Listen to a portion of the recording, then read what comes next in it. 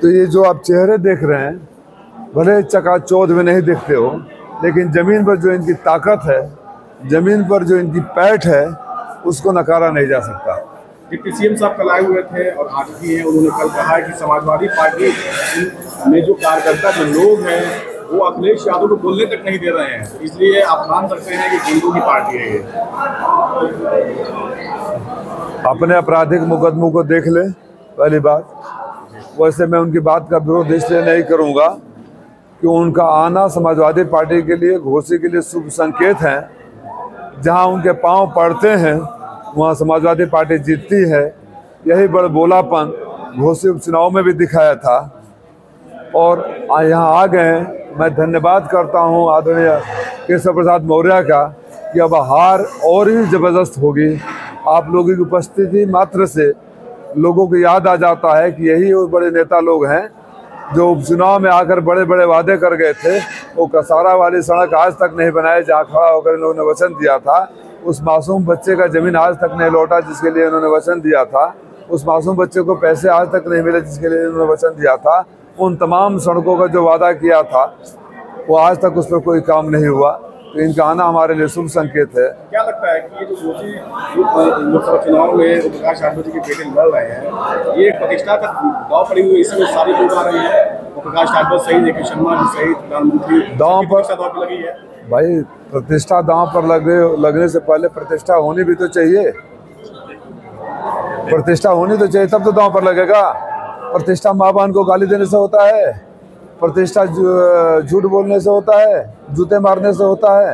आप लोग बीजेपी मतलब माननीय प्रधानमंत्री जी से अपेक्षा करूंगा, माननीय प्रधानमंत्री जी आपसे अपील करता हूं कि जब घोसी में आए तो मंच पर जरूर ये बताएं घोसी के लोगों को वोट मांगने से पहले जो इन्होंने कहा था कि देश का सबसे बड़ा झूठा जोगी और मोदी हैं, तो ये सच बोला था। ये तब झूठ बोल रहे थे या आज जो आप बोलने वाले हैं वो झूठ बोलेंगे आप? अगर वो सच था तो आज प्रधानमंत्री जी जो भी बोलेंगे घोसी के मन से झूठ ही बोलेंगे। अगर झूठ नहीं बोलेंगे तो मंच से कहें कि ये आदमी झूठ बोले थे, मैं झूठा नहीं हूँ। आज छठे फेज का चुनाव हो रहा है। आज छठे फेज का चुनाव हो रहा है। इस चुनाव को किस तरीके से आप ले रहे हैं? छठे फेज तक आते आते इंडिया गठबंधन तो घोसी के मालिकों के ऊपर छोड़ता हूँ। बड़े नेता आपसी समझौता कर सकते हैं। एक आम कार्यकर्ता, एक आम वोटर जब वोट डालने जाएगा तो उसको उस माँ का चेहरा जरूर उसके सामने नजर आएगा जिसने उसको पैदा किया था। वो बहन जरूर याद आएगी जिसने राखी बांधा था, और आत्मसम्मान जरूर उनसे कहेगा कि रुक जाओ, इसने तो जूता चप्पल मारने की बात करी थी। जो व्यक्ति कभी किसी का नहीं हुआ।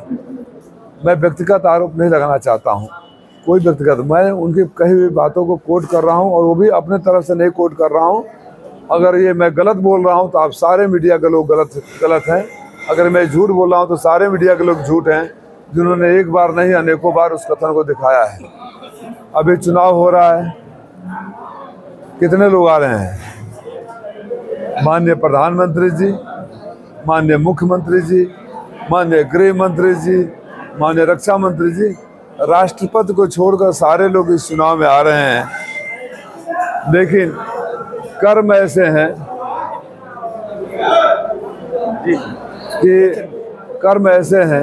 कि अगर माननीय राष्ट्रपति को भी बुला लिया जाए, वाणी ऐसी है कि दुनिया में वो अब की बार ट्रम्प सरकार वाले ट्रम्प को बुला लिया जाए, जो बाइडेन को बुला लिया जाए, तब भी कुछ होने वाला नहीं है।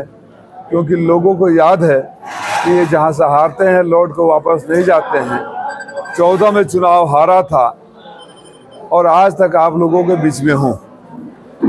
और जो लोग कहते हैं कि राजीव राय यहाँ नहीं रहते हैं, मुझे आप पत्रकार साथियों से अनुरोध है कि सच को बोला करें।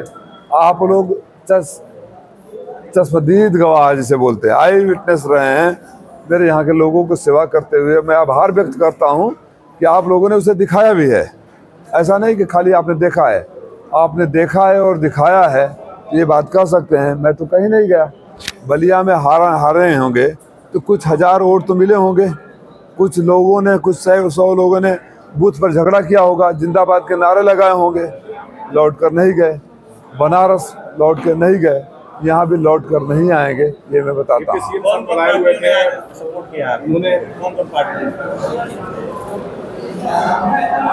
वीआईपी पार्टी मुकेश सहनी के जो निषाद समाज के बहुत बड़ा चेहरा हैं, आप उनके हैं। एनसीपी के प्रदेश अध्यक्ष हैं, अखिल भारतीय गौंड महासभा के अध्यक्ष जी हैं, संत चौधरी लोटन राम निषाद हमारे पार्टी में पहले थे प्रदेश अध्यक्ष। तो ये जो गोपाल सेना जी हैं, फूलन सेना के अध्यक्ष हैं। तो ये जो आप चेहरे देख रहे हैं, भले चकाचौंध में नहीं दिखते हो, लेकिन ज़मीन पर जो इनकी ताकत है, ज़मीन पर जो इनकी पैठ है, उसको नकारा नहीं जा सकता। डिप्टी सीएम साहब कल सिर्फ चुनाव नहीं लड़ रहे, ये हमारी आवाज़ जब भी आवश्यकता पड़ी माननीय अखिलेश यादव जी से क्या करके विधानसभा में सवाल खड़ा करके योगी को घेरने का काम करते हैं। यह पूरा प्रदेश का गौड़ समाज और मऊ का पूरा गौड़ समाज, खरवार समाज माननीय राजीव जी के साथ लग गया है और यह मान के लगा है कि यह चुनाव हम जीतने जा रहे हैं।